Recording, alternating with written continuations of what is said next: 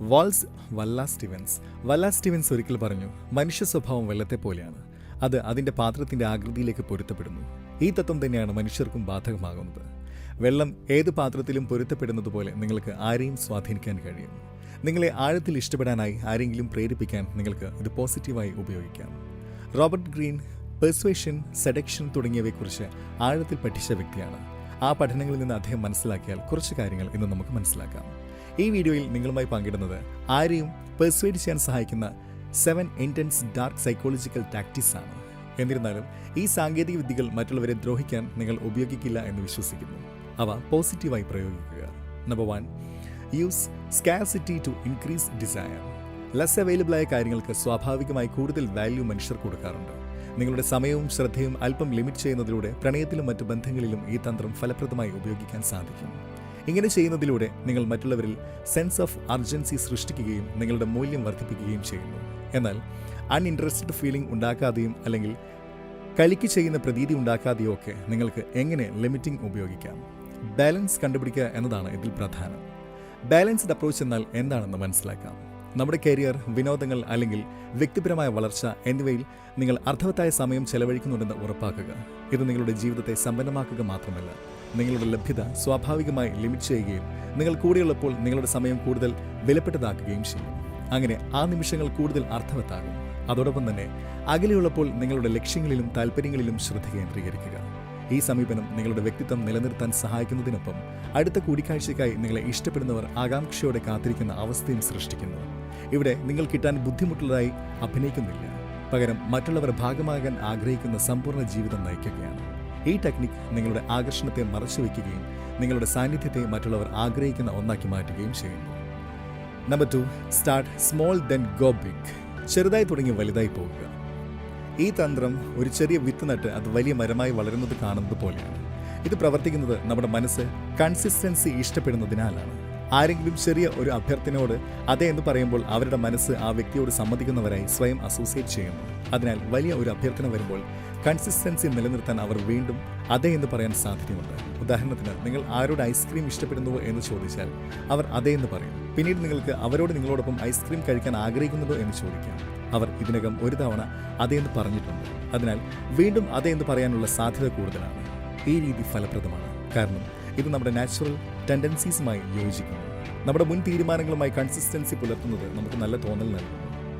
ചെറിയ എളുപ്പമുള്ള ഒരു യെസ്സിൽ തുടങ്ങി ഈ മാർഗം നിങ്ങൾക്ക് വലിയ കാര്യങ്ങൾ സ്വാഭാവികമായി സംഭവിക്കാനുള്ള വഴി തുറക്കുന്നു.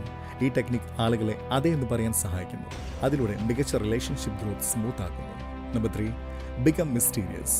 മനുഷ്യർ ഇൻഹെറന്റ്ലി ക്യൂരിയസ് ആണ്. അതുപോലെ തന്നെ അവർ മിസ്റ്ററിയിലേക്ക് കൂടുതൽ ആകർഷിക്കപ്പെടുന്നുവെന്ന് മനഃശാസ്ത്രം പറയുന്നു. എന്തെങ്കിലും അല്പം രഹസ്യമായിരിക്കുമ്പോൾ അത് ജിജ്ഞാസയെ ഉണർത്തുകയും ആളുകളെ ആകർഷിക്കുകയും ചെയ്യുന്നു. നിങ്ങളുടെ ചില വശങ്ങൾ രഹസ്യമായി സൂക്ഷിക്കുന്നതിലൂടെ നിങ്ങൾക്ക് ഇത് നിങ്ങളുടെ ഗുണത്തിനായി ഉപയോഗിക്കാം. ഒറ്റയടിക്ക് നിങ്ങളെക്കുറിച്ചുള്ള എല്ലാം വെളിപ്പെടുത്തരുത്. ഒരു സമയം ചെറിയ വസ്തുക്കൾ പങ്കിടുകയും അടുത്തതിനെക്കുറിച്ച് മറ്റുള്ളവരിൽ കൂടുതൽ ക്യൂരിയോസിറ്റിയും ക്രിയേറ്റ് ചെയ്യുക. നിങ്ങളെക്കുറിച്ച് അല്പം ഫാക്ട്സ് പങ്കിടുക, പക്ഷേ ചിലത് പറയാതെ സൂക്ഷിക്കുക. നിങ്ങളുടെ വ്യക്തിത്വവും ജീവിതകഥയും ബിറ്റ് ബൈ ബിറ്റായി വെളിപ്പെടുത്തുന്നതായിരിക്കും നല്ലത്. കാരണം നിങ്ങളെക്കുറിച്ച് കൂടുതൽ അറിയാനുള്ള അവകാശം മറ്റുള്ളവർ നേടിയെടുക്കേണ്ടതാണ്.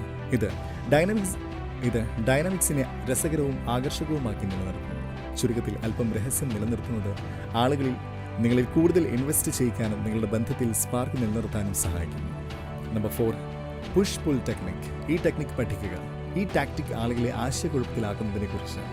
ചിലപ്പോൾ നിങ്ങൾ ഓപ്പോസിറ്റുള്ള വ്യക്തിക്ക് ധാരാളം ശ്രദ്ധ നൽകുകയും പ്രത്യേകത ഉളവാക്കുകയും ചെയ്യുക. ഇതാണ് പുഷ്. പക്ഷെ പിന്നീട് നിങ്ങളത് മാറ്റി വർക്കൗട്ട് ചെയ്യുക. പഠിക്കുക അല്ലെങ്കിൽ കരിയറിൽ ഫോക്കസ് ചെയ്ത് അഡ്വാൻസ് ചെയ്യുക തുടങ്ങിയ നിങ്ങളുടെ ലക്ഷ്യങ്ങളിൽ ശ്രദ്ധ കേന്ദ്രീകരിക്കുക. ഇതാണ് പുൾ. ഈ അൺപ്രെഡിക്റ്റബിലിറ്റി മറ്റുള്ളവരെ സജീവമാക്കി നിലനിർത്തുന്നു. കാരണം നിങ്ങളുടെ അടുത്ത നീക്കം അവർക്ക് പൂർണ്ണമായും പ്രതീക്ഷിക്കാൻ കഴിയില്ല. നിങ്ങൾ പുഷ് ചെയ്യുമ്പോൾ അവരിൽ പ്ലസന്റ് ഫീലിംഗ് ഉണ്ടാകുന്നു. നിങ്ങൾ പിൻവലിക്കുമ്പോൾ അത് അവരുടെ ചേസ് ചെയ്യാനുള്ള നാച്ചുറൽ ഡിസയറിനെ ട്രിഗർ ചെയ്യുന്നു. ഇതൊരു ഗെയിമിനെ പോലെയാണ്. അവൾ നിങ്ങളെ പിന്തുടരാനുള്ള ശ്രമത്തിലാണ്. അത് എക്സൈറ്റ്മെൻറ്റിനെ ജീവനോടെ നിലനിർത്തുന്നു. ഈ തന്ത്രം നിങ്ങൾ മറ്റുള്ളവരിൽ താല്പര്യമുള്ളപ്പോഴും നിങ്ങൾ അവളെ ആശ്രയിക്കുന്നില്ലെന്നും നിങ്ങൾക്ക് സ്വന്തം ജീവിതവും ലക്ഷ്യങ്ങളും ഉണ്ടെന്നും കാണിക്കുന്നു. ഇത് നിങ്ങളെ കൂടുതൽ ആകർഷകവും കീഴടക്കാൻ ബുദ്ധിമുട്ടുള്ളതുമാക്കുന്നു.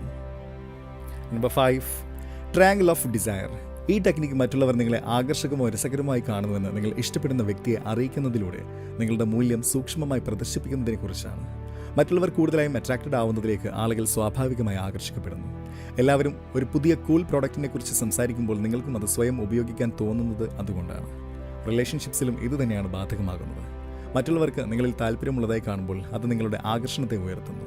ലവറിനെ അസൂയപ്പെടുത്തുകയോ ആശങ്കപ്പെടുത്തുകയോ ചെയ്യുന്നതിനെക്കുറിച്ചല്ല, മറ്റുള്ളവർ വിലമതിക്കുന്ന ഒരാളോടൊപ്പമാണ് അവർ എന്ന ഓർമ്മിപ്പിക്കുന്നതിനെക്കുറിച്ചാണ് ഇവിടെ പറയുന്നത്. നിങ്ങൾ ഇഷ്ടപ്പെടുകയോ അഭിനന്ദിക്കപ്പെടുകയോ ചെയ്യുന്നുവെന്ന് കാണിക്കാൻ ചിലത് ചേർക്കുക. ഇത് നിങ്ങളുടെ മൂല്യം അവരുടെ കണ്ണിൽ സൂക്ഷ്മമായി വർദ്ധിപ്പിക്കുകയും അതിലൂടെ മറ്റുള്ളവരിൽ നിന്ന് വ്യത്യസ്തനായ ഒരാളോടൊപ്പം ഉള്ളതിനെ അവർ വിലമതിക്കുകയും ചെയ്യുന്ന സിറ്റുവേഷൻ ക്രിയേറ്റ് ചെയ്യും. Number 6, make them feel like he or she is the only one. ഈ തന്ത്രം നിങ്ങൾ ഒരുമിച്ചിരിക്കുമ്പോൾ അവരെ പ്രത്യേകതയുള്ളവരാക്കുകയും നിങ്ങളുടെ മുൻഗണനയായി കാണിക്കുകയും ചെയ്യുക എന്നതാണ്. നിങ്ങൾ പറയുന്നത് മാത്രമല്ല, നിങ്ങൾ എങ്ങനെ പ്രവർത്തിക്കുന്നു എന്നതാണ് പ്രധാനം. ശ്രദ്ധയോടെ കേൾക്കുക, ചെറിയ വിശദാംശങ്ങൾ ഓർമ്മിക്കുക, നിങ്ങൾ അവരെ വാസ്തവത്തിൽ മനസ്സിലാക്കുന്നുവെന്ന് കാണിക്കുക. എല്ലാവരും മറ്റൊരാളുടെ കഥയിലെ പ്രധാന കഥാപാത്രമായി മാറാൻ ആഗ്രഹിക്കുന്നു. നിങ്ങൾ അവർക്ക് നിങ്ങളുടെ പൂർണ്ണ ശ്രദ്ധ നൽകുകയും അവർ നിങ്ങളുടെ ജീവിതത്തിലെ ഏറ്റവും പ്രധാനമായ വ്യക്തിയാണെന്ന് തോന്നിപ്പിക്കുകയും ചെയ്യുമ്പോൾ അത് നിങ്ങളുടെ ബന്ധത്തെ ശക്തിപ്പെടുത്തുന്നു. അവർക്ക് നിങ്ങൾ വിശ്വസിക്കാനും അടുക്കാനും കഴിയുന്ന ഒരാളാണെന്ന് പ്രതീതി തോന്നുന്നു. അതിനാൽ നിങ്ങൾ ഇഷ്ടപ്പെടുന്നവരോടൊപ്പം ഉള്ളപ്പോൾ നിങ്ങളുടെ ഫോൺ പോലുള്ള ശ്രദ്ധ തിരിക്കുന്ന കാര്യങ്ങൾ മാറ്റിവെക്കുക. കണ്ണിൽ നോക്കുക, അവരെ പൂർണ്ണമായി ഇടപഴകുക. ഇത് അവരെ വിലമതിക്കുകയും അഭിനന്ദിക്കുകയും ചെയ്യുന്നു. Number 7, employ mirroring and matching. മിററിംഗും മാച്ചിങ്ങും ആഴത്തിലുള്ള ബന്ധം വളർത്തുന്ന സൂക്ഷ്മമായതും ഫലപ്രദമായ മനഃശാസ്ത്ര ടെക്നിക്സാണ്. ഈ രീതിയിൽ മറ്റയാളുടെ ശരീരഭാഷ, സംസാര രീതി തുടങ്ങിയവ സ്വാഭാവികമായി തോന്നുന്ന രീതിയിൽ നിങ്ങളുടേതാക്കി മാറ്റി പെരുമാറുന്നത് ഉൾപ്പെടുന്നു. ശരിയായി ചെയ്താൽ അത് ആ വ്യക്തിക്ക് കൂടുതൽ സുഖകരവും മനസ്സിലാക്കപ്പെടുന്നതുമായി തോന്നുകയും നിങ്ങൾക്കിടയിലുള്ള ബന്ധം ശക്തിപ്പെടുത്തുകയും ചെയ്യും. ഉദാഹരണത്തിന്, അവർ സംസാരിക്കുമ്പോൾ ചായുകയാണെങ്കിൽ നിങ്ങൾ അല്പം ചായുകയും അവർ ചെയ്യുന്ന പോലെ കൈകൊണ്ട് സൂക്ഷ്മമായി സമാനമായ ചലനങ്ങൾ ഉൾപ്പെടുത്തുകയും ചെയ്യുക. സൂക്ഷ്മമായി ഇരിക്കേണ്ടത് നിർണായകമാണ്. അതൊരു പകർപ്പായി വരാൻ പാടില്ല, മറിച്ച് പരസ്പരം സിങ്ക്രണൈസ് ചെയ്യുന്ന രീതിയിലുള്ളതായിരിക്കണം. അവർ സാവധാനത്തിൽ സംസാരിക്കുകയാണെങ്കിൽ നിങ്ങളുടെ സ്വരത്തിലും വേഗതയിലും പൊരുത്തപ്പെടാൻ നിങ്ങൾക്ക് അവരുടെ സംസാര രീതിയുമായി പൊരുത്തപ്പെടുത്താം. ഇത് ഐക്യത്തിൻ്റെയും കംഫർട്ടിൻ്റെയും ഒരു അനുഭൂതി സൃഷ്ടിക്കുന്നു. അത് അവരെ നിങ്ങളുമായി കൂടുതൽ അറ്റാച്ച്ഡ് ആക്കാൻ സഹായിക്കുന്നു. നിങ്ങൾ ഓർക്കേണ്ട ഒരു കാര്യമുണ്ട്: with great power comes great responsibility. ബന്ധങ്ങൾ മെച്ചപ്പെടുത്താനാണ് ഈ ടെക്നിക്സിൻ്റെ ഉപയോഗം കൊണ്ട് ഉദ്ദേശിക്കുന്നത്. മറ്റുള്ളവരെ മാനിപ്പുലേറ്റ് ചെയ്യുകയോ ദ്രോഹിക്കുകയോ ചെയ്യരുത്. എല്ലായ്പ്പോഴും എത്തിക്കലായും യഥാർത്ഥ ഉദ്ദേശത്തോടെയും മാത്രം ഇവ ഉപയോഗിക്കുക. വിശ്വാസവും ബന്ധവും വളർത്തുകയാണ് നിങ്ങളുടെ അന്തിമ ലക്ഷ്യം, മറ്റൊരാളെ നിയന്ത്രിക്കുക എന്നല്ല.